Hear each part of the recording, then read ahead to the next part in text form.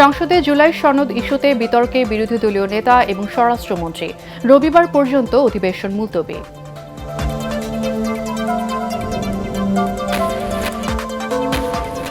দেশে বিদ্যুৎ জ্বালানির ঘাটতি নেই, বিদ্যুৎ মন্ত্রী। 12 কেজি এলপি গ্যাস সিলিন্ডারের দাম 1 লাফে বাড়ল 387 টাকা।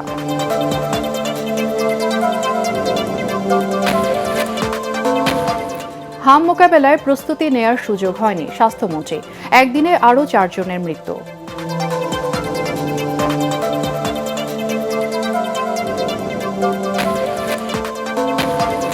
দণ্ডিত পলাতক আসামি শেখ হাসিনার আইনি সংস্থাকে নিয়োগ দেওয়ার সুযোগ নেই চিফ প্রসিকিউটর। হাসান মাহমুদ সহ 22 জনের বিরুদ্ধে 12 এপ্রিল আনুষ্ঠানিক অভিযোগ। এবং যুদ্ধ জয়ের দ্বারপ্রান্তে পেন্টাগন, জাতির উদ্দেশ্যে ভাষণে ট্রাম্প। ইরানকে ধ্বংসের চেষ্টা হলে মধ্যপ্রাচ্য লন্ডভন্ড হয়ে যাবে, হুঁশিয়ারি তেহরানের।